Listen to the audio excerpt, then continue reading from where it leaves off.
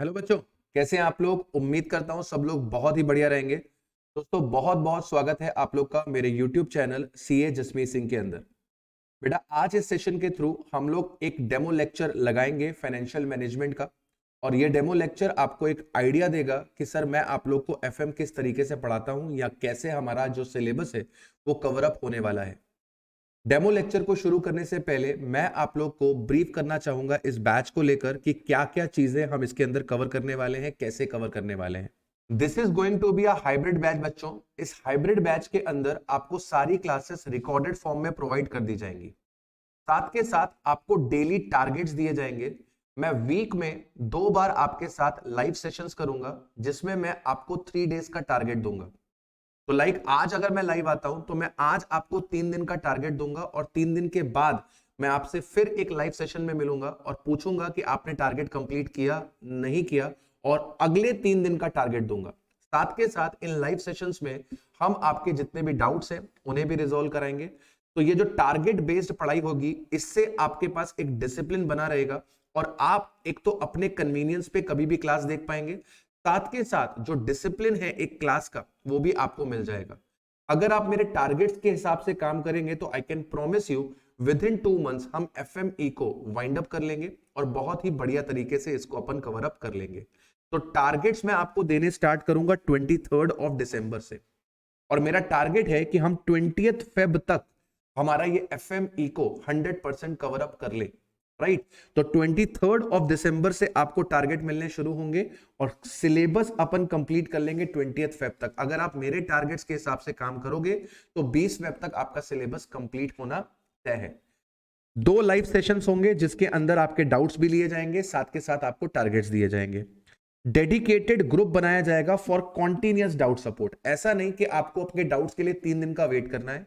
एक ग्रुप भी रहेगा, उस ग्रुप के अंदर आपके जो भी छोटे मोटे डाउट्स आ रहे हैं वो सारे डाउट्स कंटिन्यूअसली आपको हेल्प करा जाएगा उन डाउट्स को लेकर। हमारा टारगेट है कि हमें 75 प्लस मार्क्स स्कोर करने हैं एफएमई को में, और बिलीव मी ये 75 प्लस मार्क्स बड़े ही आसानी से आप इसके अंदर स्कोर कर सकते हो। ये एक ऐसा सब्जेक्ट है ग्रुप 2 के अंदर जो लोगों का बेड़ा पार लगाता है। ये वो सब्जेक्ट है जो आपका एग्रीगेट बनाने में बहुत हेल्प करता है।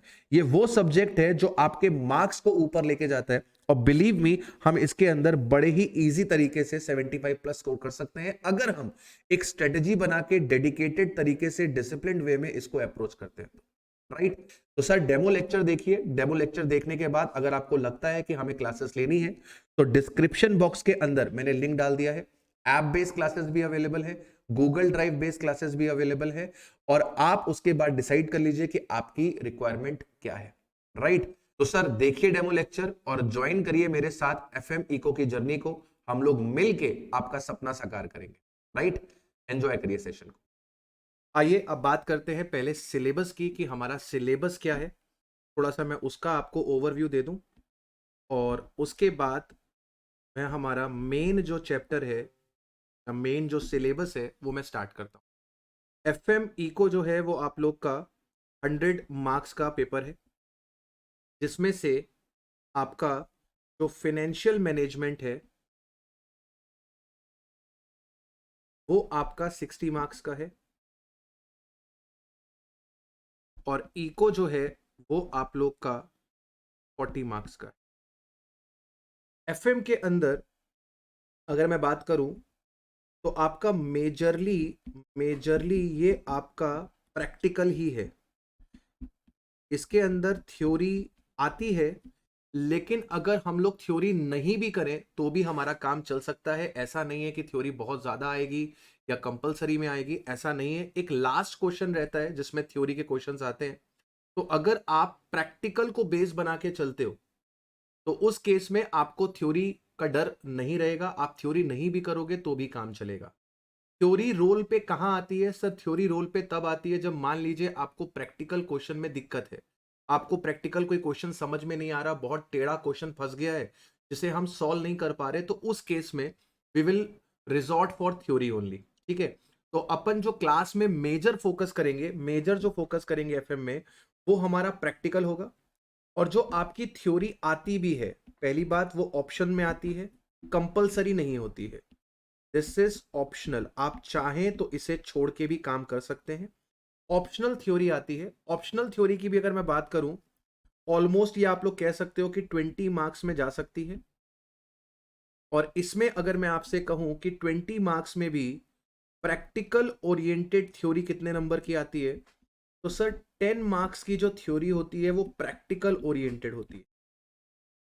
प्रैक्टिकल ओरिएंटेड थ्योरी क्या होती है सर? जिसमें आपसे कॉन्सेप्ट पूछा जाता है। तो अगेन, अगर आपने प्रैक्टिकल पढ़ रखा है तो आप वो प्रैक्टिकल ओरिएंटेड थ्योरी जो है वो अटेम्प्ट कर लेंगे। और जो 10 नंबर की थ्योरी आती है वो आप कह सकते हो कि सर ये हमारी प्योर थ्योरी है। जैसे कि उसने किसी चीज के कैरेक्टरिस्टिक्स पूछे, किसी चीज की उसने डेफिनेशन पूछी, तो that will be falling under the category of pure theory. तो अगर आप देखें तो 60 में से आपका 50 मार्क्स का प्रैक्टिकल है। मेन आपका 40 मार्क्स के प्रैक्टिकल क्वेश्चन आने ही आने हैं, और 10 नंबर की आपके पास मैं कह लेता हूं कि प्रैक्टिकल थ्योरी आनी है। बल्कि मैं ये कहूं कि सर ये पूरा 60 नंबर का आपके पास प्रैक्टिकल आने हो। ये तो ऑप्शनल है ना, ये तो ऑप्शनल है। इसकी तरफ हमें तब आना है जब हमें प्रैक्टिकल क्वेश्चन में दिक्कत हो, अदरवाइज आपको अपना फोकस जो है वो इसी पे रखना है। अब इको की अगर मैं बात करूं तो सर इको के अंदर आपके पास अगेन दो कैटेगरीज हैं। आप ये मान के चल सकते हो कि सर आपका 40 to 50%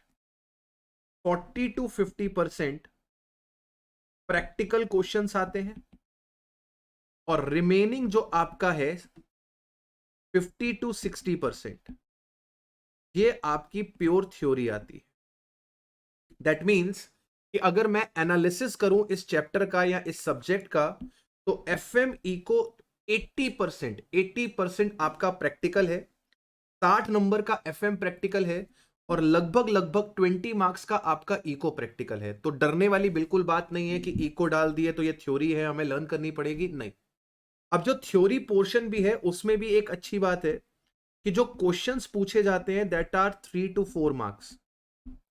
दैट मीन्स लंबे चौड़े क्वेश्चन नहीं आते हैं, और इनका आंसर आपको टू द पॉइंट देना होता है। ऐसा नहीं है जैसे अपन ग्रेजुएशन में पन्ने भरते हैं, आपको वो काम इसके अंदर नहीं करना है। टू द पॉइंट अगर आप आंसर देते हैं तो आपका काम जो है वो चल जाए, राइट।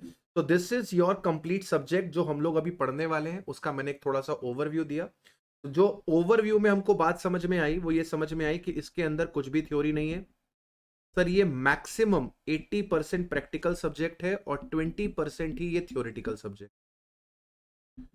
और मैं आपको इस बात की एश्योरेंस देना चाहता हूं कि अगर आप इस सब्जेक्ट को ढंग से लेते हैं तो बिलीव मी आप इसके अंदर 70+ का टारगेट कर सकते हैं। आप इसमें 70+ का टारगेट इजीली कर सकते हैं, टेंशन वाली कोई बात नहीं है।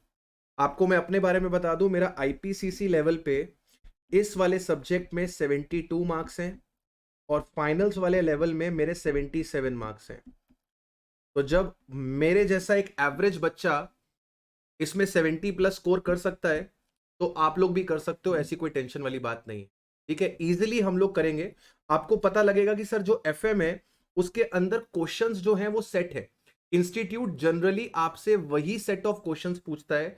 द थिंग इज कि आपको उन क्वेश्चंस की मल्टीपल प्रैक्टिस करनी है।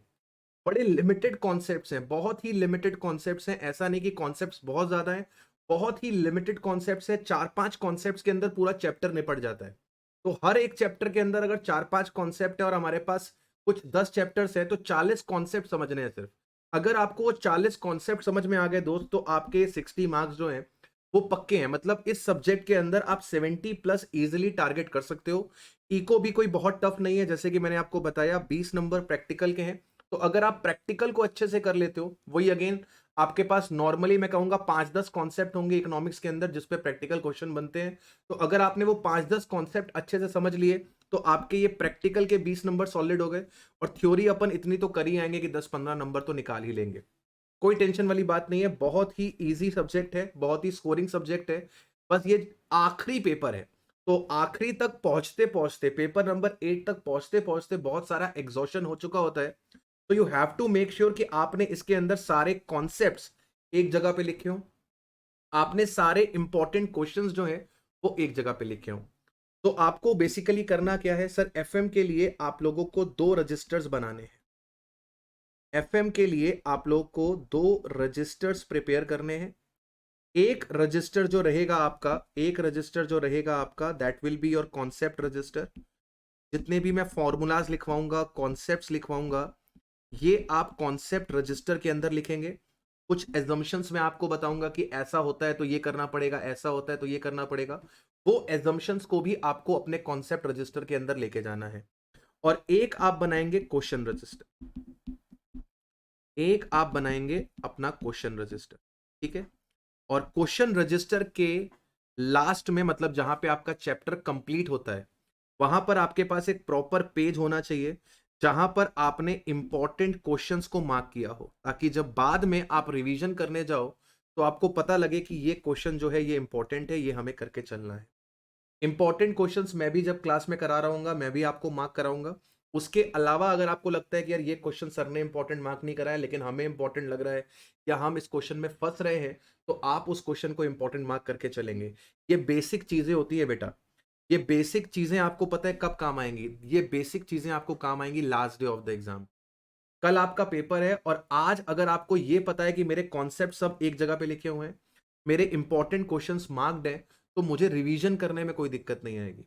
लेकिन अगर मेरे पास concepts middle of the register में है, बीच में झूल रहे हैं, कॉन्सेप्ट आता है फिर क्वेश्चन आता है फिर कॉन्सेप्ट आता है, तो आप लास्ट डे पे पन्ने ही पलटोगे और कुछ नहीं करोगे। तो मेक श्योर कि आपके पास कॉन्सेप्ट रजिस्टर हो एफएम का, एंड मेक श्योर आपके पास क्वेश्चन रजिस्टर हो। तो डेली क्लास में 2 रजिस्टर्स लेके बैठने, concept register and question register. Concept सारे कॉन्सेप्ट रजिस्टर में जाएंगे और क्वेश्चन सारे क्वेश्चन रजिस्टर के अंदर जाने वाले। हाँ जी सर। फोकस मैंने जैसे कि आपको बता दिया प्रैक्टिकल पे ही रहने वाला है। क्लास के अंदर मैं अभी सिर्फ प्रैक्टिकल की ही बातें करूंगा, आपको कॉन्सेप्ट्स का ओवरव्यू देता हुआ चलूंगा। जो प्योर थ्योरी है, जो प्योर थ्योरी है जिसपे आपको लीस्ट फोकस करना है, वो थ्योरी हम at the end of syllabus cover करेंगे। At the end of syllabus हम उसे कवर करके चलेंगे। सबको ये बेसिक चीजें क्लियर हुई? आपके मन में कोई डाउट है जो आप पूछना चाहते हैं वो पूछ लीजिए, अदरवाइज गिव मी अ ग्रीन सिग्नल तो मैं आगे बढ़ूं। अदरवाइज गिव मी अ ग्रीन सिग्नल तो मैं आगे बढ़ जाऊं।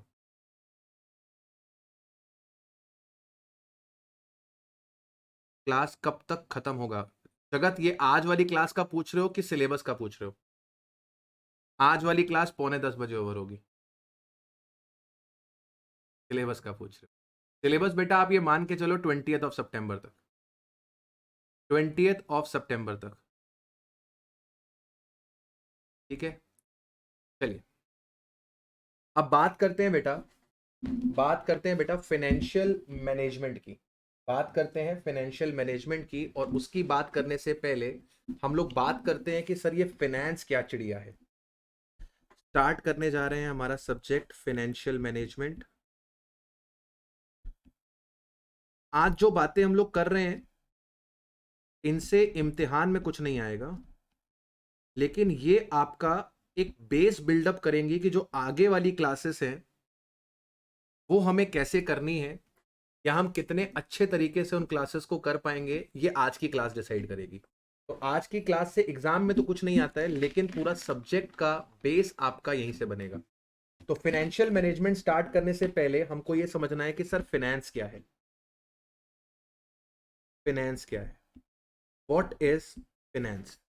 मेरे साथ साथ आप लोग लिखना चाहें तो लिख सकते हैं। It can be defined as an art, it can be defined as an art as well as science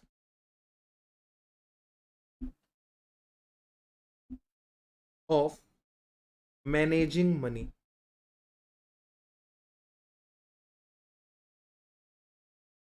money को मैनेज करने की आर्ट और साइंस को फाइनेंस बोला जाता है। कि सर हमें मनी का मैनेजमेंट कैसे करना है, इसकी कला यानी कि आर्ट, और जो लॉजिक्स लगते हैं उसके पीछे, दैट इज साइंस।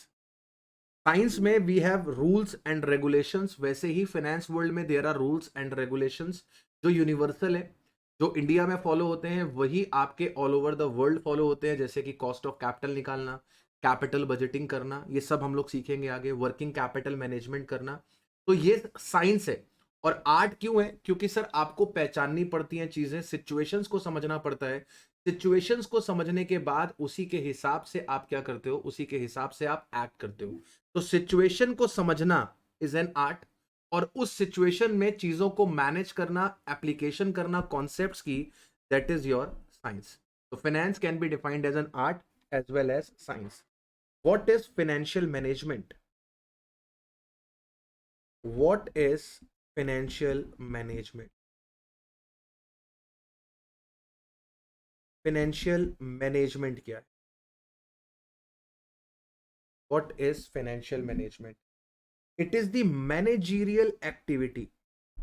अगर वर्ड मैनेजमेंट आ रहा है तो ऑब्वियस है कि सर ये एक मैनेजरियल एक्टिविटी है, मैनेजमेंट करने का काम ही मैनेजर्स का है। It is a managerial activity which is concerned with,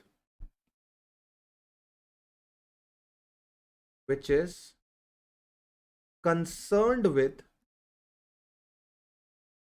planning and controlling organizations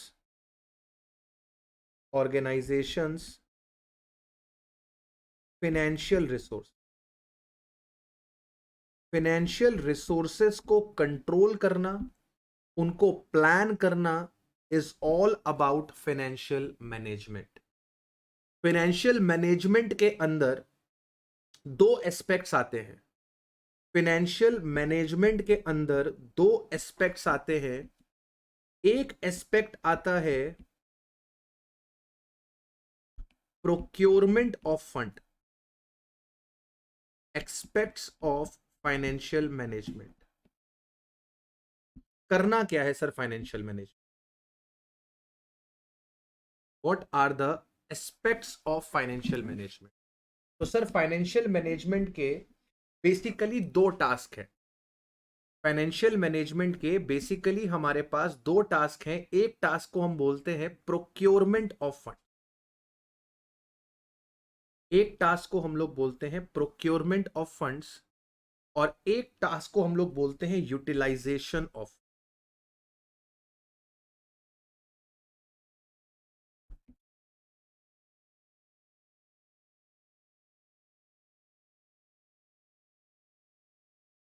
और एक टास्क को हम लोग बोलते हैं यूटिलाइजेशन ऑफ फंड्स।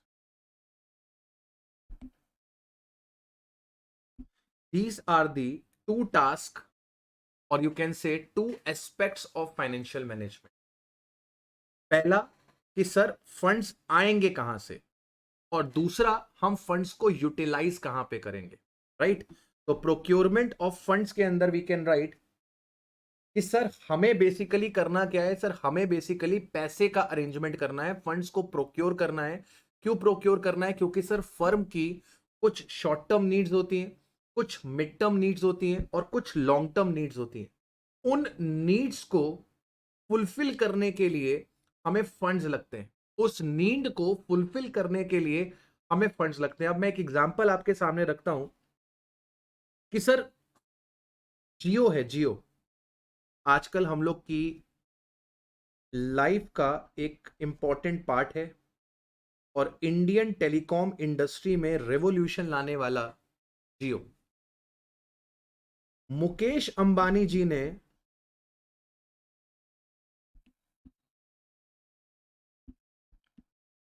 इन्वेस्ट करे जियो के अंदर अप्रोक्सीमेटली 1 लाख करोड़ इन्वेस्ट करे इन्होंने। 1 लाख करोड़ क्यों इन्वेस्ट करे? सर पूरा इंफ्रा रेडी करने के लिए, पूरा 4G का इंफ्रा रेडी करने के लिए इन्होंने 1 लाख करोड़ रुपए इन्वेस्ट किए। ठीक है, जरा ध्यान से मेरी बातें सुनना प्लीज। आपको बहुत ही इंटरेस्टिंग लगने लगेगा ये सब्जेक्ट। जरा सोच के बताओ, ये 1 लाख करोड़ रुपए इन्होंने कहां से लगाया होगा? क्या इन्होंने शॉर्ट टर्म फंड्स का इस्तेमाल किया होगा? क्या इन्होंने मिड टर्म या मीडियम टर्म फंड्स का इस्तेमाल किया होगा? कि इन्होंने लॉन्ग टर्म फंड्स का इस्तेमाल किया होगा? इस 1 लाख करोड़ में शॉर्ट टर्म फंड्स का मतलब जिनका रीपेमेंट, जिनकी वापसी एक शॉर्ट समय में हो जाएगी, बेसिकली 12 महीने के अंदर, या फिर 12 महीने से ज्यादा 36 महीने के अंदर मीडियम टर्म, और 36 महीने से ज्यादा 36 मंथ से ज्यादा it will be a long term. तो बताइए सर, क्या ये 1 लाख करोड़ रुपए शॉर्ट टर्म फंड से आए होंगे, लॉन्ग टर्म फंड से आए होंगे? स्क्रीन पे आ रहा है मेरी, सभी बच्चे आंसर दे रहे हैं सर लॉन्ग टर्म फंड से आए होंगे। ऑब्वियस है सर। सर मुकेश अंबानी जी ने जब ये 1 लाख करोड़ रुपए इन्वेस्ट किया, ये 1 लाख करोड़ जब इन्वेस्ट किया, तो वो उन्होंने लॉन्ग टर्म से किया, वो उन्होंने लॉन्ग टर्म से किया, क्योंकि उनको पता था कि इसका रीपेमेंट इतनी जल्दी नहीं हो सकता। ये जो मैंने इतना बड़ा अमाउंट इन्वेस्ट किया है, इसको रिकवर होने में 5-10 साल लगेंगे। तो उन्होंने हमेशा इसको कहां से फाइनेंस किया होगा? लॉन्ग टर्म से। और मेजरली इसके अंदर जो पैसा लगा था that is of the share holders. तो इन्होंने ये इस 1 लाख करोड़ के अंदर ओन्ड फंड्स का इस्तेमाल किया था। इन्होंने इसके अंदर किस फंड्स का इस्तेमाल किया था? ओन फंड्स का इस्तेमाल किया था, राइट। तो सर लिखते हैं प्रोक्योरमेंट ऑफ फंड्स के अंदर कि प्रोक्योरमेंट ऑफ फंड्स में हमें क्या करना है।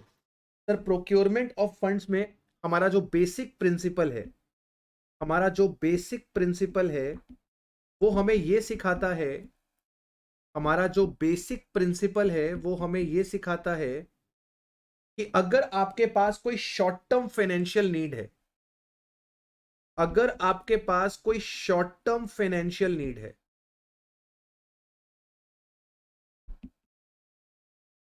तो उसके लिए आप प्रोक्योर करेंगे शॉर्ट टर्म सोर्सेस, उसको आप प्रोक्योर करेंगे शॉर्ट टर्म सोर्सेस से। जैसे एग्जांपल क्या हो सकता है सर? इसका एग्जांपल ये हो सकता है, लेट्स से आपको कोई वर्किंग कैपिटल के लिए पैसा चाहिए, वर्किंग कैपिटल के लिए आपको पैसा चाहिए। वर्किंग कैपिटल क्या होती है?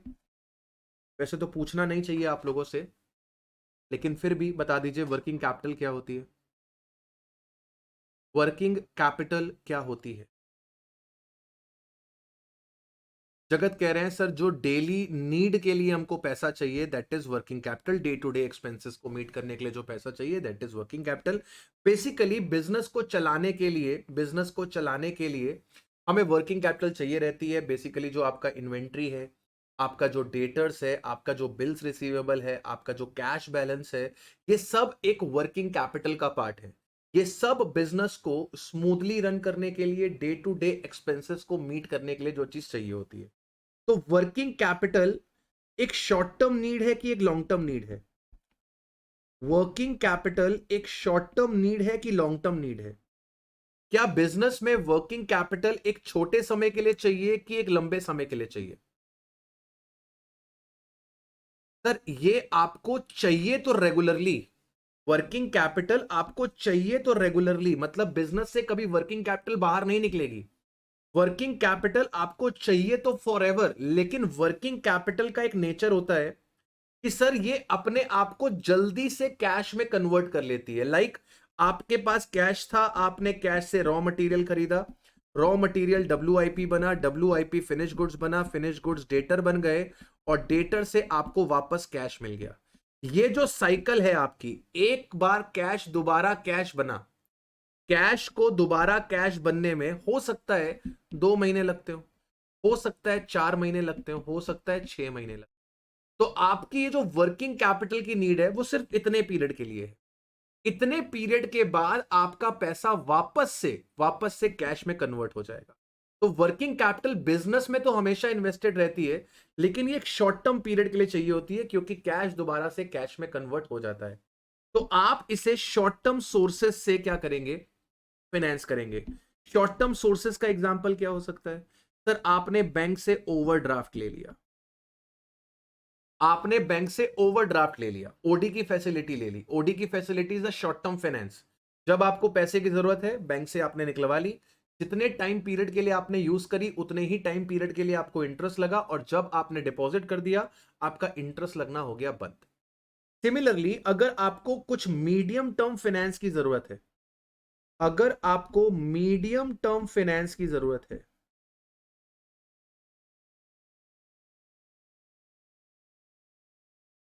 तो उसे आप कहां से यूज करेंगे? सर उसके लिए हम मीडियम टर्म सोर्स यूज करेंगे, मीडियम टर्म सोर्स यूज करेंगे सर। जैसे कि लेट से आपको कोई मशीन खरीदनी है, लेट से आपको कोई मशीन खरीदनी है, बहुत कॉस्टली नहीं है, बहुत कॉस्टली नहीं है, ठीक ठाक की है।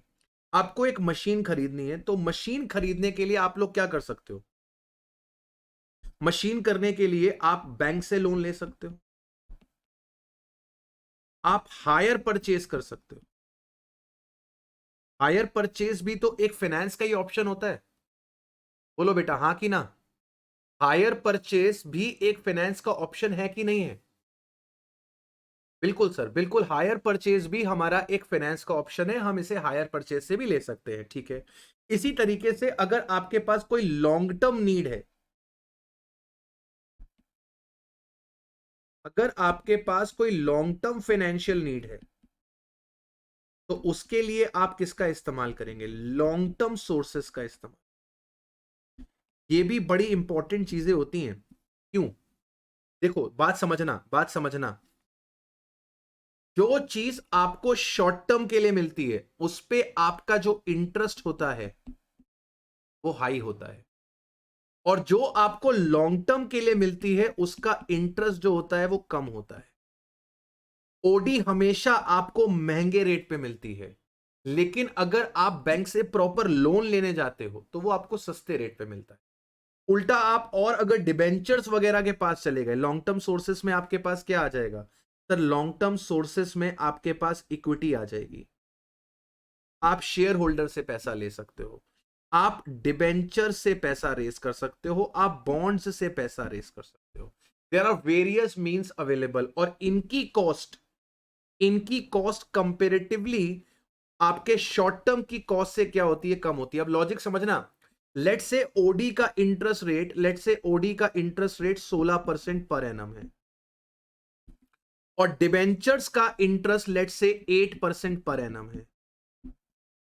अगर तुमने शॉर्ट टर्म में ये वाला पैसा फंसा दिया, सॉरी लॉन्ग टर्म में अगर आपने ओडी का पैसा फंसा दिया, लॉन्ग टर्म में अगर आपने ओडी का पैसा फंसा दिया तो आप इंटरेस्ट ज्यादा दोगे और लंबे समय के लिए दोगे। ये इंटरेस्ट एक तो ज्यादा लगेगा और लॉन्गर पीरियड के लिए लगेगा। जैसे अगर जियो में हमने पैसा इन्वेस्ट किया है, हमने कोई प्रोजेक्ट फाइनेंस किया जैसे जियो। अब जियो में अगर सपोज करो 1 लाख करोड़ रुपए 16% के इंटरेस्ट से लगा दिए जाते हैं, तो मुकेश अंबानी जी का काम तमाम हो जाता। जियो बहुत जल्दी बंद हो जाता, वो अपनी डेप्ट प्रिंसिपल तो छोड़ो, वो इंटरेस्ट भी रीपे ना कर पाता। बात समझ रहे हो? हमेशा आप क्या करोगे? लॉन्ग टर्म जो आपकी नीड्स हैं, लॉन्ग टर्म जो आपकी नीड्स हैं उन्हें आप कहां से फुलफिल करने की कोशिश करोगे? लॉन्ग टर्म सोर्सेस से। मीडियम टर्म को मीडियम सोर्सेस से, और शॉर्ट टर्म को शॉर्ट टर्म सोर्स। यहां तक मेरी बातें क्लियर हुई आप सभी को? यहां तक मेरी बातें सबको क्लियर हुई जो मैंने बोली अभी तक? एवरीवन, एवरीवन, ठीक है।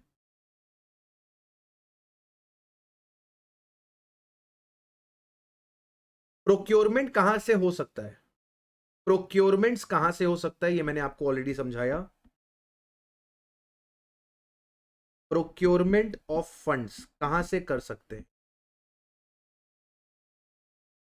प्रोक्योरमेंट ऑफ फंड्स हम लोग कहां कहां से कर सकते हैं? सर प्रोक्योरमेंट के लिए we have owners fund, we have owners fund जिसको आप इक्विटी बोलते हो। We can raise money through debentures and we can raise money through bonds. we can raise money we can raise money through higher purchases. There is concept of angel financing. Angel financing क्या होती है? Sir जब हम नया startup start करते हैं तो जो पैसा हमारे पास आता है स्टार्टअप के लिए, that could be angel financing. हम लोग कमर्शियल बैंक्स के पास जा सकते हैं, बेसिकली बैंक लोन। हम लोग इंटरनेशनल फंडिंग ले सकते हैं। हम लोग इंटरनेशनल फंडिंग्स ले सकते हैं। पेटीएम में आपने सुना होगा 25% पैसा एक चाइना के बैंक का है या शायद अलीबाबा का है, ठीक है। 25% जो उसके अंदर पैसा है वो अलीबाबा का है। तो it is what, it is a international funding. तो प्रोक्योरमेंट ऑफ फंड्स के अंदर owners fund, debentures, hire purchase, angel financing, bank loan and international funding, these are the various sources from where you can raise your funds, ठीक है। और आपको पता होगा कि हर एक फंड की अपनी अपनी कॉस्ट होती है। Each fund has its own cost. Each fund has its own cost. Each source has its own cost. किसी को हम इंटरेस्ट देते हैं, किसी को हम डिविडेंड देते हैं। तो बेसिकली जो आपके ओन्ड फंड्स हैं उनको आप डिविडेंड देंगे, और जो आपके बोरोड फंड्स हैं उन्हें आप क्या देंगे, इंटरेस्ट देंगे, ठीक है। अब बात करते हैं यूटिलाइजेशन की। ये कॉपी कर लिया सबने? एवरीवन साथ में कॉपी कर रहे हो ना? हाथ पे हाथ रख के तो नहीं बैठे हो? सब लोग साथ साथ में कॉपी कर रहे हैं कि हाथ पे हाथ रख के बैठे हैं? ठीक है, कंफर्म करिएगा कॉपी हो गया कि नहीं। कंफर्म करिएगा कॉपी हो गया कि नहीं। चलिए अब बात करते हैं बेटा यूटिलाइजेशन ऑफ फंड की। यूटिलाइजेशन ऑफ फंड्स की।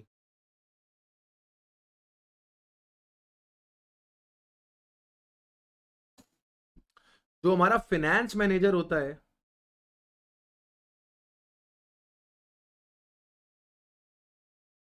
वो एम्प्लॉय करता है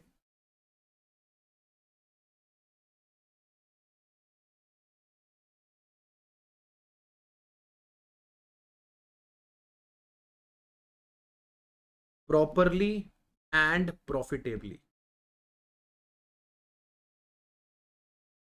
फाइनेंस मैनेजर का ये मैं कह लूं करता है या करना चाहिए, फाइनेंस मैनेजर शुड कर दीजिए आप, इसमें एक वर्ड ऐड कर दीजिए, should. Finance manager should employ the funds properly and profitably.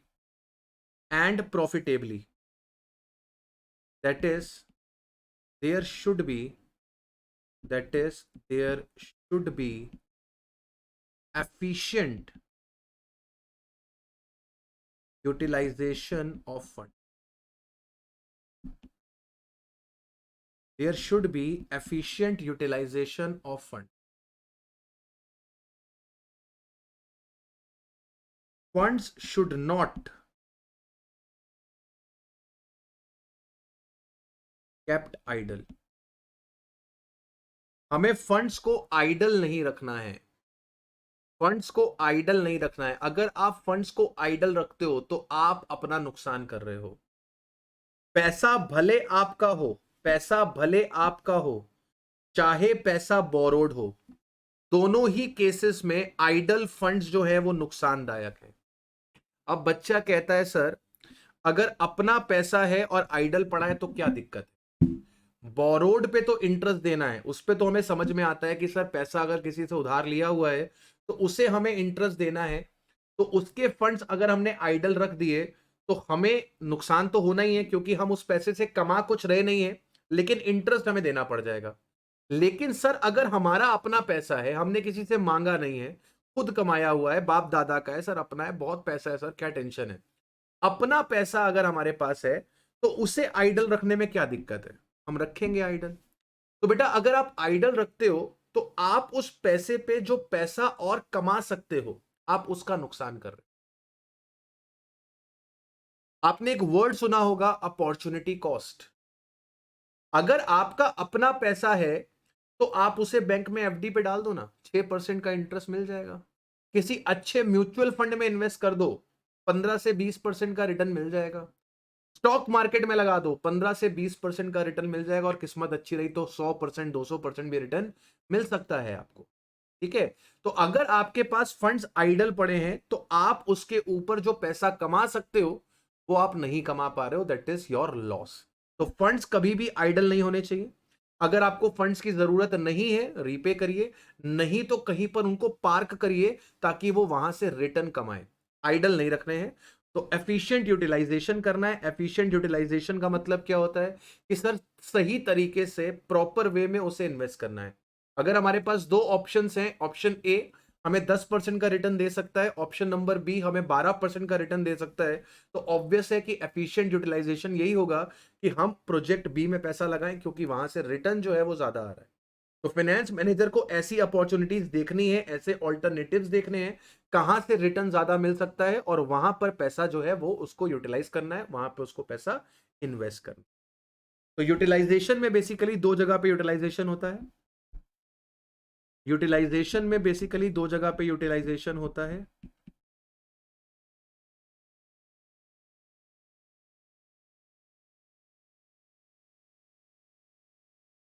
आप फंड्स को इन्वेस्ट करते हो प्रोजेक्ट्स के अंदर, प्रोजेक्ट्स बोले तो फिक्स एसेट्स के अंदर,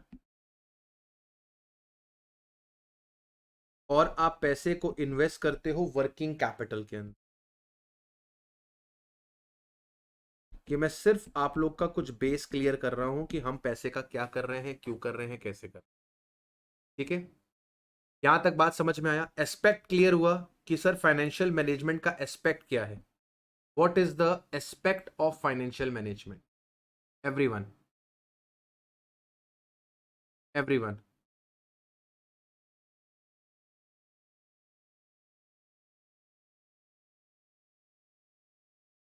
बढ़े आगे, बढ़े आगे। अब हम लोग बात करते हैं, फाइनेंस मैनेजर को कुछ डिसीजंस लेने होते हैं। फाइनेंस मैनेजर को कुछ डिसीजंस लेने होते हैं। 3 मेजर डिसीजंस होते हैं जो फाइनेंस मैनेजर को लेने होते हैं। Decisions to be taken by manager.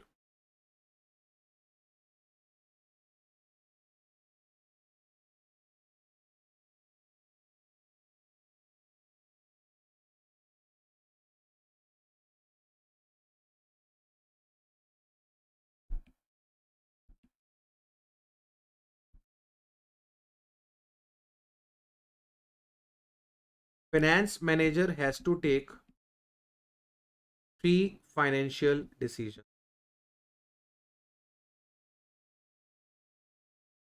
3 financial decisions, 3 financial decisions उसको लेने हैं। 1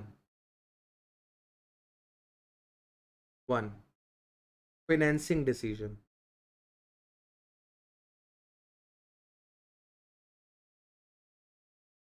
1 फाइनेंसिंग डिसीजन। 2 investment decision.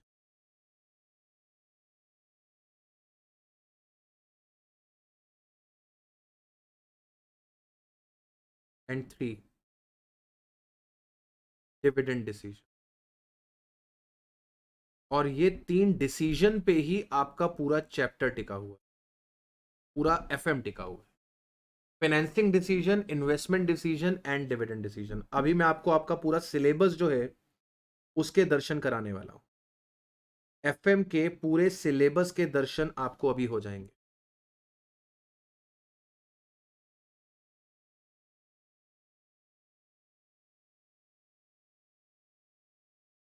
ठीक है, there are basically 3 decisions which finance manager has to take. Financing decision, investment decision and dividend decision. Financing decision क्या है sir? Financing decision है कि पैसा आएगा कहां से, पैसा आएगा कहां से। ठीक है, मैं हिंदी में लिखता हूं, ठीक है, हिंदी में ही लिखता हूं। मतलब इसको अपन इंग्लिश बोलेंगे, इंग्लिश बोलेंगे। पैसा आएगा कहां से?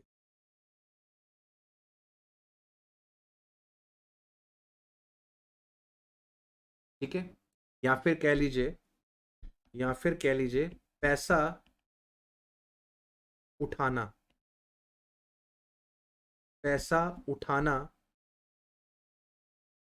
From market. पैसा उठाना सर, पैसा कहां से आएगा इसके बारे में सोचना, दैट इज फाइनेंसिंग डिसीजन। मतलब हम ओन्ड फंड्स लगाएंगे कि हम बोरोड फंड्स लगाएंगे, इसके बारे में सोचना। और ओन्ड फंड्स लगाएंगे, बोरोड फंड्स लगाएंगे, ओन्ड कितने लगाएंगे, बोरोड कितने लगाएंगे, मतलब क्या प्रपोर्शन होगा ओन्ड और बोरोड का। क्या 100% ओन्ड होगा, क्या 100% बोरोड होगा, क्या 60% ओन्ड 40% बोरोड, क्या होगा, इसके बारे में डिसीजन लेना, इस फाइनेंसिंग डिसीजन। जैसे अभी थोड़ी देर पहले मैंने आपको बताया कि आपके ओन्ड फंड्स और बोरोड फंड्स, कोई भी फंड्स हो उसकी अपनी कॉस्ट है। आपके जो ओन्ड फंड्स हैं उनको आपको डिविडेंड देना है, और जो आपके बोरोड फंड्स हैं उनको आपको इंटरेस्ट देना है, तो आपको इस तरीके से कॉम्बिनेशन बनाना है। ये आपकी बेसिकली क्या है, कॉस्ट। भाई अगर आपने ओन्ड फंड से पैसा उठाया तो आपको उनको डिविडेंड देना पड़ेगा, तो पैसे के बदले में जो दे रहे हैं वो कॉस्ट ही तो है। भाई शेयर होल्डर से आपने पैसा लिया तो आप शेयर होल्डर को क्या दोगे, शेयर होल्डर को आप डिविडेंड दोगे, तो dividend is what, it is a cost to the company. अगर आपने डिबेंचर से पैसा उठाया या फिर बैंक से लोन लिया तो आप उसको इंटरेस्ट दोगे, this interest is cost to the company. हमें इस तरीके से कॉम्बिनेशन बैठाना है कि हमारी ओवरऑल कॉस्ट जो है वो कम आए, हमारी ओवरऑल कॉस्ट जो है वो मिनिमम आए या फिर ऑप्टिमम आए। That is what is this financing decision about. अब इस फाइनेंसिंग डिसीजन के अंदर हम कौन कौन से चैप्टर्स पढ़ेंगे, इस फाइनेंसिंग डिसीजन के अंदर हम कौन कौन से चैप्टर्स पढ़ेंगे। एक चैप्टर बेटा हम पढ़ेंगे cost of capital. Cost of capital, capital मतलब जो पैसा हमने बिजनेस में लगाया है, उसकी कॉस्ट कितनी आ रही है, ये आपका एक क्राइटेरिया है ये डिसाइड करने का कि हमें कोई पर्टिकुलर प्रोजेक्ट लेना है कि नहीं लेना है। दिमाग से, ध्यान से, ठंडे दिमाग से सोच के जवाब देना। अगर आपको लोन मिलता है, अगर आपको 6 लाख रुपए का लोन दिया जाए, ₹6 लाख का लोन है जिसपे आपको 10% का इंटरेस्ट देना है, 10% पर एनम का इंटरेस्ट। आपके सामने दो प्रोजेक्ट्स हैं, प्रोजेक्ट ए वो 12% का इंटरेस्ट दे रहा है, प्रोजेक्ट बी वो 9% का इंटरेस्ट दे रहा है। आप कौन से प्रोजेक्ट में पैसा लगाना चाहोगे, आप प्रोजेक्ट ए में पैसा लगाओगे कि आप प्रोजेक्ट बी में पैसा लगाओगे। सभी बच्चे ए आंसर दे रहे हैं। मैं आपसे एक सवाल पूछना चाहता हूं कि बेटा आपने ये ए आंसर कैसे दिया, क्या आपने इसे इस 10% से कंपेयर करवाया, क्या आपने उसे इस 10% से कंपेयर करवाया कि सर हमें 10% का इंटरेस्ट देना है, हम अगर 9% कमाएंगे तो 1% तो हमारी जेब से जाएगा सर, नुकसान होएगा, और अगर हम 12% कमाएंगे तो उसमें से 10% दे भी देंगे तो हमें 2% का फायदा होगा। क्या आपने यही सोचा, क्या आपने यही सोच के आंसर दिया, बिल्कुल सर हमने यही सोच के आंसर दिया, कॉमर्स के स्टूडेंट है, बेसिक सी बात है। लेकिन एक बात सोचो बेटा, अगर तुम्हें यही ना पता हो कि तुम्हारा लोन का इंटरेस्ट कितना है, अगर तुम्हें यह ना पता हो तुम्हारे लोन का इंटरेस्ट कितना है, तो बताओ क्या तुम सही डिसीजन ले पाओगे। अगर तुम्हें यह ना पता हो कि लोन का इंटरेस्ट कितना है तो क्या तुम सही डिसीजन ले पाओगे, नहीं ले पाओगे, आप नहीं ले पाओगे। सही डिसीजन आपको तभी मिलेगा जब आपको यह पता हो कि आपकी कैपिटल की कॉस्ट कितनी है। सर जी मुकेश अंबानी ने 1 लाख करोड़ रुपए इन्वेस्ट ऐसे नहीं कर दिए, ठीक है, उन्होंने 1 लाख करोड़ रुपए ऐसे ही इन्वेस्ट नहीं कर दिए। पहले उन्होंने इस 1 लाख करोड़ की कॉस्ट ऑफ कैपिटल पता करी होगी।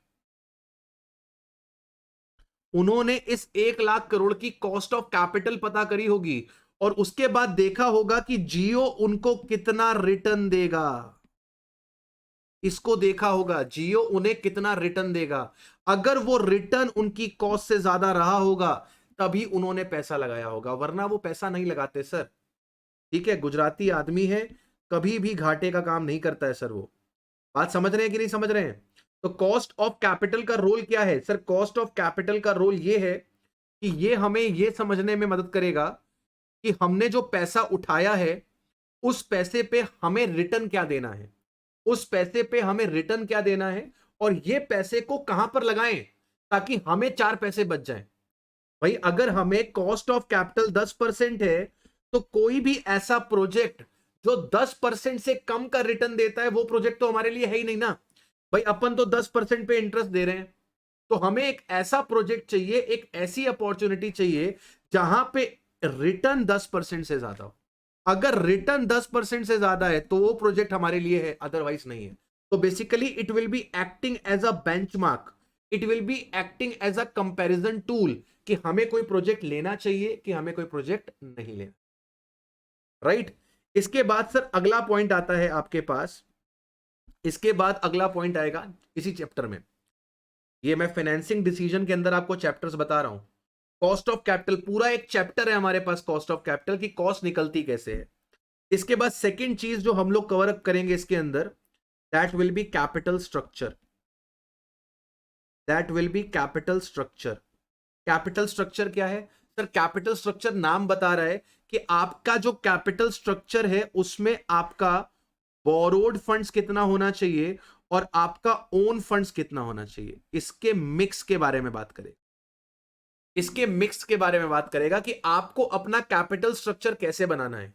अभी थोड़ी देर पहले मैंने आपको समझाया कि आपको अपना बोरोड फंड और ओन्ड फंड इस तरीके से इस्तेमाल करना है कि आपकी ओवरऑल कॉस्ट ऑफ कैपिटल क्या है, आपकी overall cost of capital minimum है। तो ऐसा कैपिटल स्ट्रक्चर बनाने की कोशिश करेंगे कि हमारी overall cost of capital minimum है। This you will learn in this capital structure. यहां पर हमारे पास बहुत सारी थ्योरीज हैं, उन थ्योरीज को सीखेंगे और समझेंगे बातों को। इसके बाद हम लोग आगे बढ़ेंगे मेरे बेटा, तो हम लोग पढ़ेंगे लिवरेज। ठीक है, लिवरेज आपको बताएगा कि सर अगर आप अपने कैपिटल स्ट्रक्चर में या फिर आप अपने बिजनेस में फिक्स्ड कॉस्ट का इस्तेमाल करते हो तो वो फिक्स्ड कॉस्ट आपको कैसे एडवांटेज दे सकती है। तो लिवरेज बेसिकली आपको क्या सिखवाएगा?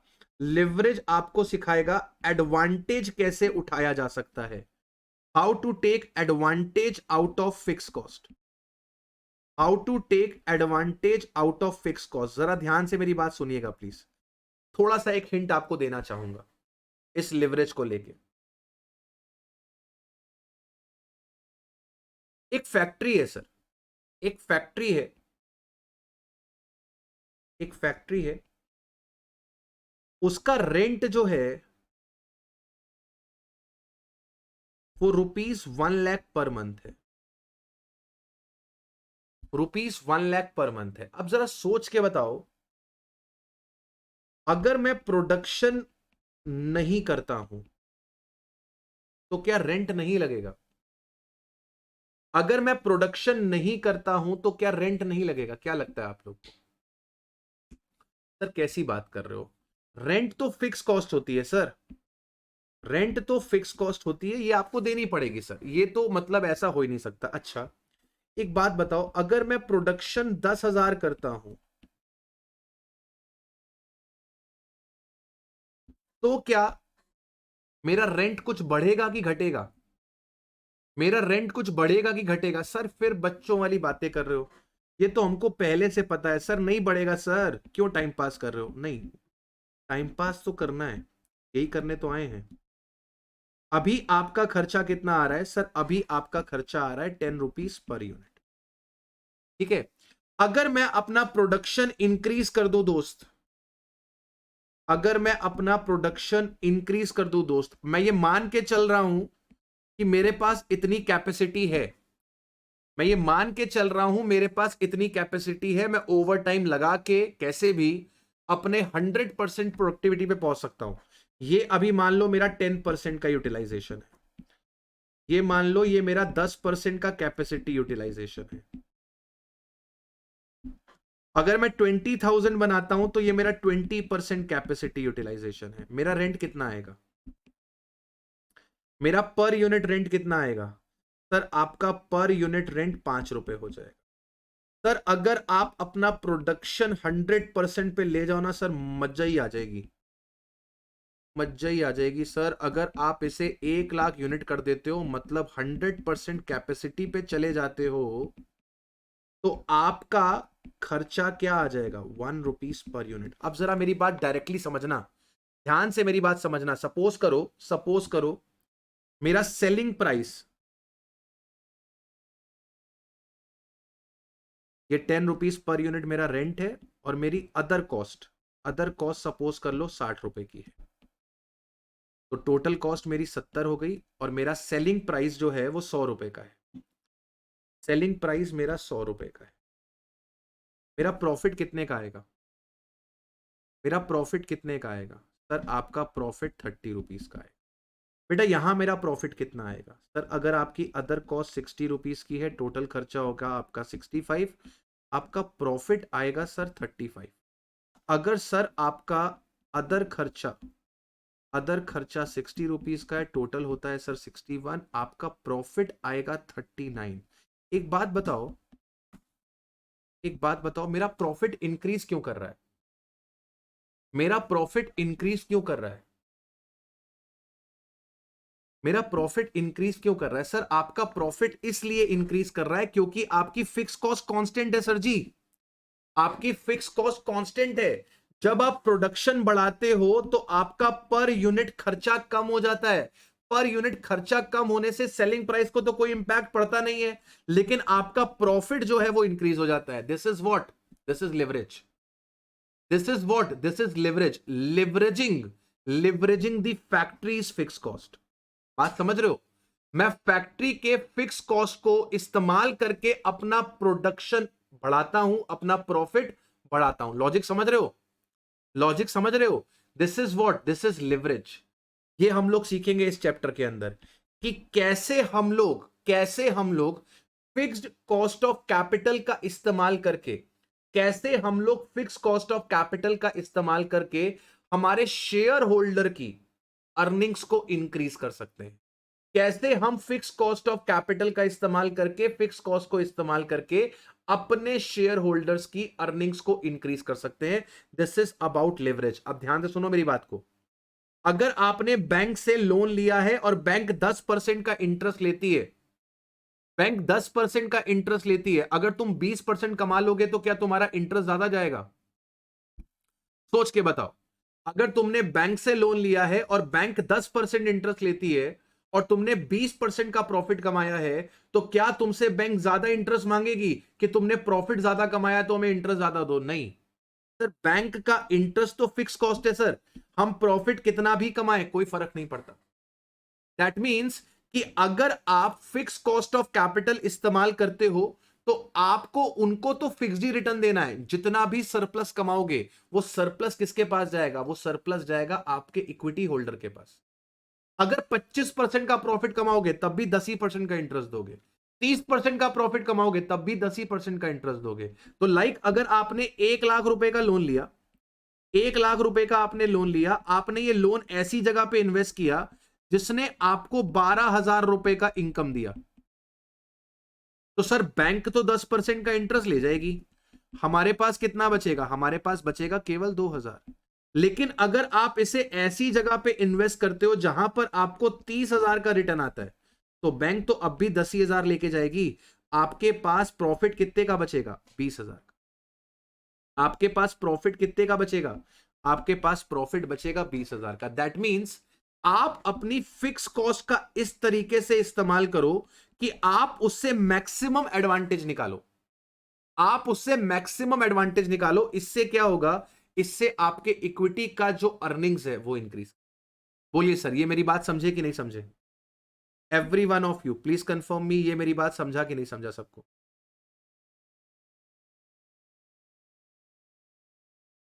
Clear to all? क्लियर? बहुत ही शानदार, बहुत ही शानदार। चलिए, यहां तक बातें समझ में आ गई सर हम लोग को। तो यहां पर बेसिकली हमको 3 चैप्टर पढ़ने हैं, chapter number 1, chapter number 2, chapter number 3। Financing decision is clear? What is financing decision about? Sir पैसा कहां से आएगा? फाइनेंसिंग डिसीजन इज पैसा कहां से आएगा, और दूसरा इसके अंदर क्या आएगा? बेसिकली कहने का मतलब कि पैसा उठाना कहां से है, पैसा उठाना कहां से है, ओन फंड्स लगाने हैं कि बोरोड फंड्स लगाने हैं। ठीक है, 3 चैप्टर इसके अंदर पढ़ेंगे, cost of capital, capital structure और लिवरेज। अब अगला डिसीजन आता है investment decision.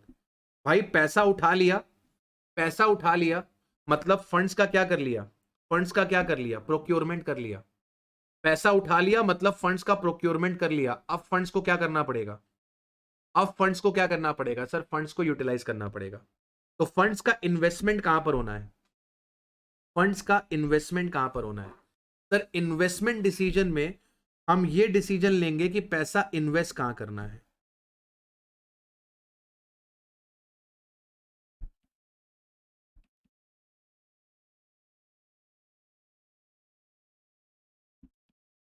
Investment in long term projects, investment in long term projects, और आपको करनी है investment in short term needs, investment in short term needs. Long term projects के लिए मैं एग्जांपल लिख दूं जियो, तो कनेक्ट कर लोगे? इसके लिए अगर मैं एग्जांपल लिख दूं जियो तो कनेक्ट कर लोगे?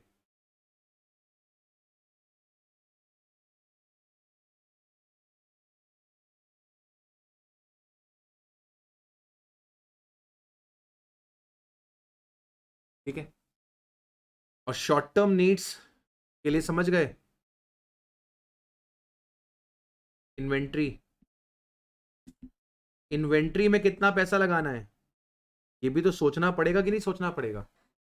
कितने की इन्वेंट्री मेंटेन करके चलनी है ये भी तो सोचना पड़ेगा कि नहीं सोचना पड़ेगा? भाई धंधा चला रहे हैं सर, माल कितने का रखें ये एक इंपॉर्टेंट डिसीजन है। माल कितने का रखें, रॉ मटेरियल कितना होना चाहिए, WIP कितनी होगी, फिनिश गुड्स कितना होगा। ठीक है, अब इसके अंदर जो चैप्टर्स आप लोग पढ़ेंगे, इसके अंदर जो चैप्टर्स आप लोग पढ़ेंगे, दैट चैप्टर्स आर, सबसे इंपॉर्टेंट चैप्टर जो आप पढ़ेंगे दैट इज कैपिटल बजटिंग। सबसे इंपॉर्टेंट चैप्टर जो आप पढ़ेंगे that is capital budgeting. Sir what is capital budgeting, what is capital, capital budgeting क्या है? Again I will give you the example of Jio, मेरा फेवरेट है। Again I will give you the example of Jio. Let suppose कि year 2014 में मुकेश अंबानी ने 1 lakh crore invest कर दिया। इन्होंने 1 लाख करोड़ इन्वेस्ट कर दिया। ठीक है सर, 1 लाख करोड़ जो है इन्होंने इन्वेस्ट कर दिया है ईयर 2014। इसमें सर जियो फाइबर में, जियो के फाइबर्स में, टावर्स में एक्सेट्रा, मतलब बेसिकली पूरा का पूरा इंफ्रा बनाने के लिए इन्होंने 1 लाख करोड़ रुपए इन्वेस्ट। एक बात सोचो जरा, मतलब अपन अगर 10,000 रुपए भी खर्च करते हैं तो अपन दिमाग लगाते हैं कि जो पैसा डाल रहे हैं इस पैसे का आउटकम क्या होगा, इस पैसे का आउटकम क्या होगा। कोई चीज खरीद रहे होते हैं तो उसके एडवांटेज सोचते हैं कि 10,000 रुपए दे रहे हैं तो 10,000 का एडवांटेज मिलेगा कि नहीं मिलेगा। अगर किसी धंधे में पैसा लगा रहे होते हैं तो सोचते हैं ना कि ये पैसा लगाया है यहां से रिजल्ट्स क्या आएंगे। तो क्या मुकेश अंबानी जी ने ये नहीं सोचा होगा, 1 लाख करोड़ रुपए इन्वेस्ट करने से पहले क्या उनका दिमाग नहीं चला होगा कि सर इनफ्लोस तो चेक कर लो, ये तो हमारे आउटफ्लो हो गए ना, ये तो आज हमने पैसा लगा दिया, दिस इज माय आउटफ्लो, अब मुझे पैसा मिलेगा मेरा वापस कैसे, मुझे मेरा पैसा वापस कैसे मिलेगा। तो इन्होंने बाकायदा बाकायदा चेक किया होगा, इन्होंने बाकायदा चेक किया होगा कि सर आपको रिटर्न्स कैसे कैसे मिलने वाले हैं, आपको रिटर्न्स कैसे कैसे मिलने वाले। ध्यान से देखिएगा सर 2015 में आपका थोड़ा सा खर्चा हम और कराएंगे, हम आपका थोड़ा सा खर्चा और कराएंगे 10,000 करोड़ का, ठीक है, थोड़ा सा खर्चा आपका और होगा 10,000। 2016 से हम सर आपकी अर्निंग स्टार्ट करवा देंगे। 2016 में आपका जो पैसा इन्वेस्ट होगा दैट विल बी 6,000 करोड़। 2017 से आप प्रॉफिट में जाना शुरू हो जाएंगे, आप कमाएंगे सर 10,000, आप कमाएंगे सर 10,000, ठीक है। इसके बाद सर 2018 में आप कमाएंगे सर 40,000, ठीक है। 2019 में सर आप कमाएंगे 40,000 करोड़। ये सिर्फ मैं आपको एग्जांपल बता रहा हूं, रियल कैश फ्लोज नहीं है ये मैं आपको बता रहा हूं कि मुकेश अंबानी ने क्या किया होगा 2020, 2021, 2000। बेसिकली ये क्या है सर, बेसिकली ये आपका फ्यूचर फोरकास्ट है कि हमारे पास रिटर्न्स कहां कहां से आएंगे। दिस इज फ्यूचर फोरकास्ट कि हमारे पास रिटर्न्स कहां कहां से आएंगे।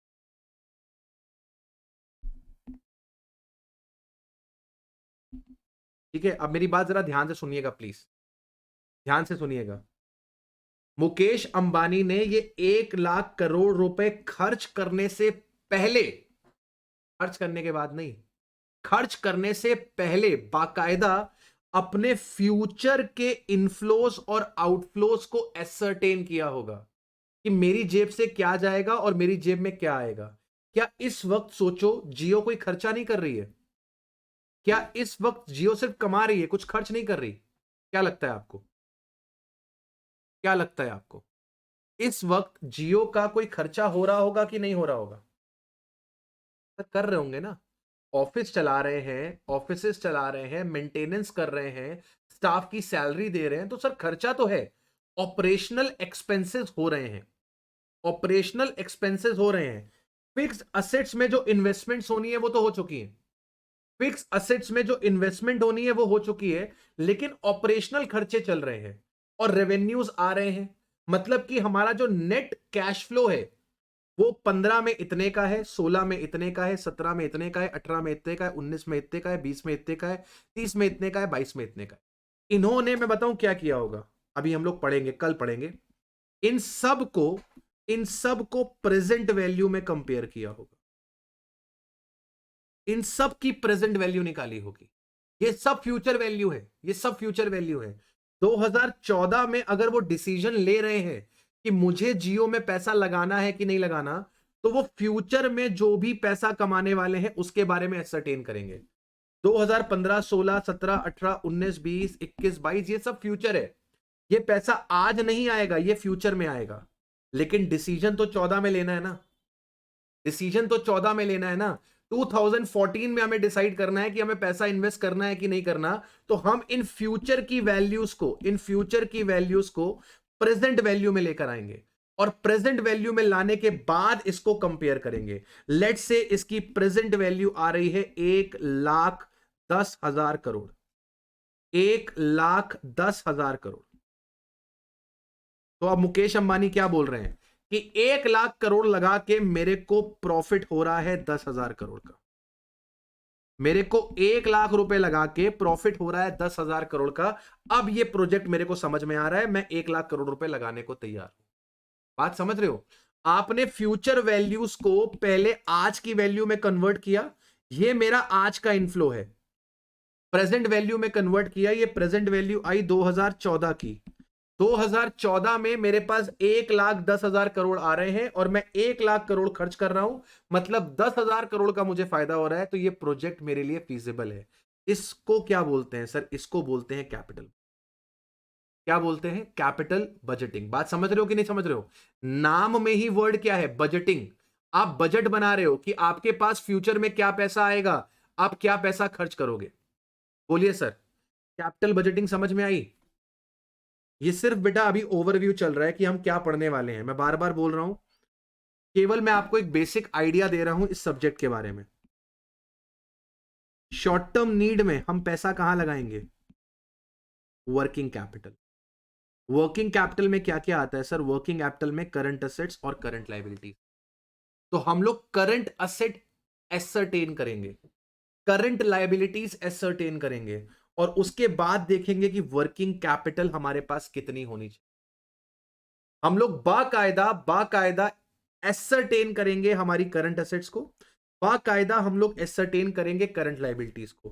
करंट असेट्स में क्या क्या आता है सर? करंट असेट्स में हमारे पास डेटर्स आते हैं, करंट असेट्स में सर हमारे पास इन्वेंट्री आती है, सर करंट असेट में हमारे पास कैश और बैंक बैलेंस आता है, सर हमारे पास प्रीपेड एक्सपेंसेस आते हैं। We are going to ascertain each and everything कि हमारे पास डेटर्स कितने के होंगे, हमारे पास इन्वेंट्री कितने की होगी, हमारे पास कैश कितने का होगा, हमारे पास प्रीपेड एक्सपेंस कितने का होगा, करंट लाइबिलिटी के अंदर हमारे पास क्रेडिटर्स कितने के होंगे, हमारे पास आउटस्टैंडिंग एक्सपेंसेस कितने के होंगे। Each and everything we will forecast, और उसके बेसिस पे अपन डिसाइड करेंगे कि हमें वर्किंग कैपिटल के लिए कितना पैसा चाहिए। कोई भी चीज रेंडमली नहीं होगी, कोई भी चीज रेंडमली नहीं होगी, हर एक चीज का एविडेंस होगा कि भाई हमें वर्किंग कैपिटल चाहिए, तो वर्किंग कैपिटल में हमारा डेटर्स में कितना पैसा लगेगा, इन्वेंट्री में कितना पैसा लगेगा, कैश में कितना पैसा लगेगा, प्रीपेड एक्सपेंसेस में कितना पैसा लगेगा। अभी आप लोग क्या करते हो, अकाउंट्स के अंदर आपको बैलेंस शीट गिवन रहती है, आप उसमें से वर्किंग कैपिटल से फाइंड करते हो, लेकिन फाइनेंस मैनेजर क्या करेगा, उस वर्किंग कैपिटल में डेटर्स कितने के होंगे एसरटेन करेगा, क्योंकि उसको यह पता लगाना है कि वर्किंग कैपिटल के लिए कितना फंड्स उठाना है। समझ रहे हो बात को? इन्वेस्टमेंट डिसीजन बताएगी कितना पैसा चाहिए, और उसी के बाद हम जाएंगे मार्केट में पैसा उठाने के लिए। तो जब तक आपको पता ही नहीं है कि मेरा प्रोजेक्ट में कितना पैसा लगने वाला है, मुझे वर्किंग कैपिटल में कितना पैसा लगेगा, तब तक आप मार्केट में जाके क्या उठाओगे? बोलो बेटा, बोलो। मम्मी ने कहा आटा ले आओ, मम्मी ने कहा आटा ले आओ, तो शॉपकीपर के पास जाके आटे की क्वांटिटी बताओगे कि नहीं बताओगे कि भाई 1 किलो चाहिए, 2 किलो चाहिए, 10 किलो चाहिए, 50 किलो चाहिए? बात समझ रहे हो? तो भैया मार्केट से पैसा तो उठाना है, लेकिन कितना उठाना है, कितना उठाना है वो कौन बताएगा? कैपिटल बजटिंग और आपका वर्किंग कैपिटल। बोलिए सर, यहां तक मेरी बात समझे? यहां तक मेरी बात समझे? सर, सर, पैसा उठा भी लिया, पैसा लगा भी दिया, पैसा उठा भी लिया और पैसा लगा भी लिया। अब जो पैसा बनाया, प्रॉफिट जो कमाया, उसका क्या करें? प्रॉफिट जो कमाया उसका क्या करें? यहां पर डिसीजन लेंगे about how much dividend to be distribute, how much dividend to be, हमें कितना डिविडेंड डिस्ट्रीब्यूट करना है इसके बारे में हम सीखेंगे। How much dividend to be distributed, इसमें एक ही चैप्टर आएगा, इसमें एक ही चैप्टर आएगा डिविडेंड डिसीजन, इसमें एक ही चैप्टर हम लोग पढ़ेंगे डिविडेंड डिसीजन। तो टोटल आपको 6 चैप्टर पढ़ने हैं। सबसे बड़ा चैप्टर जो है वो है वर्किंग कैपिटल, क्योंकि इसके अंदर आप वर्किंग कैपिटल का एस्टिमेशन तो सीखोगे ही, करंट असेट कैसे निकलेंगी, करंट लायबिलिटी कैसे निकलेंगी, फिर आप इंडिविजुअली इनका भी सीखोगे, डेटर का कैलकुलेशन, इन्वेंट्री का कैलकुलेशन, कैश का कैलकुलेशन, क्रेडिटर का कैलकुलेशन। तो बेसिकली आपके पास वर्किंग कैपिटल के अंदर ही 4-5 यूनिट आ जाएंगी, वर्किंग कैपिटल के अंदर ही आपके पास 4-5 यूनिट आ जाएंगी। तो सबसे बड़ा चैप्टर जो है वो है working capital, then your capital budgeting. बोलिए सर, यहां तक मैंने जो बातें करी वो आपको क्लियर हुई? यहां तक मैंने जो बातें करी आप लोग के साथ वो क्लियर हुई सबको? मैंने सोचा था कि मैं टाइम वैल्यू ऑफ मनी भी स्टार्ट कर दूंगा, बट मुझे लग नहीं रहा है कि अब हो पाएगा मामला स्टार्ट। यहां तक सबने सब कॉपी कर लिया? यहां तक सबने सब कॉपी कर लिया?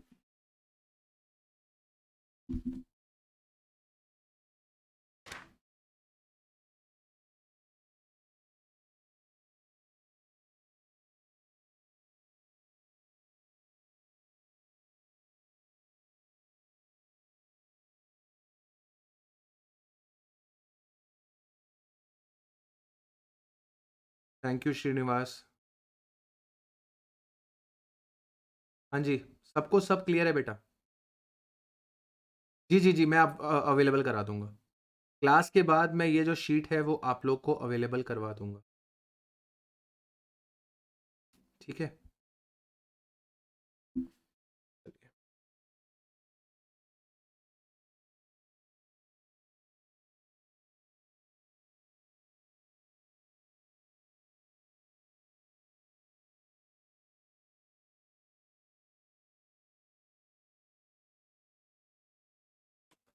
चलिए अब इसके आगे हम लोग कल ही बात करेंगे।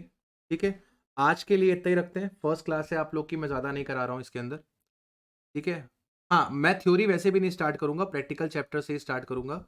अभी नेक्स्ट टर्न पे मतलब कल हम लोग टाइम वैल्यू ऑफ मनी पढ़ेंगे। कल हम लोग टाइम वैल्यू ऑफ मनी पढ़ेंगे।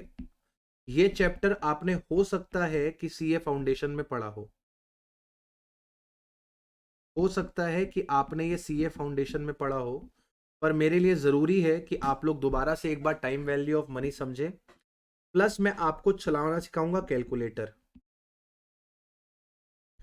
कैलकुलेटर का इस्तेमाल कैसे करना है फाइनेंस के लिए, ये मैं आपको सिखाऊंगा। तो कल की एक क्लास दोबारा से एक बेसिक क्लास रहेगी, इससे आपके एग्जाम में भी कुछ नहीं आएगा।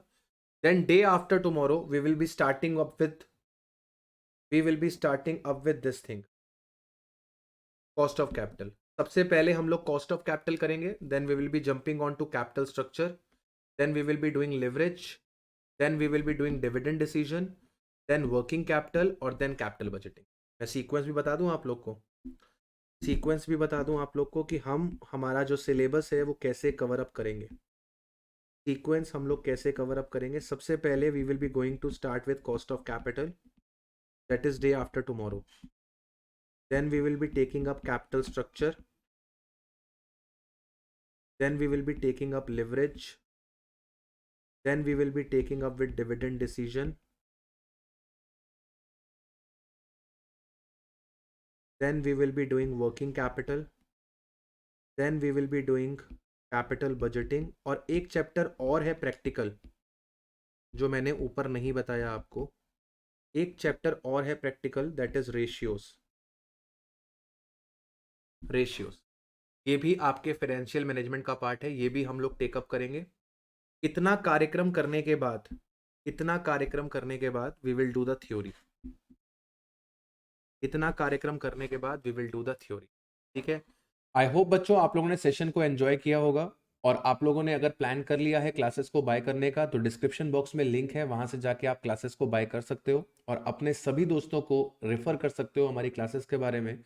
क्योंकि सर आप ही हमारे लिए हमारा एडवर्टीजमेंट हो, आपके थ्रू जो हमें माउथ टू माउथ पब्लिसिटी मिलती है, उसी से हम ग्रो करते हैं, उसी से हमारा काम चलता है, राइट?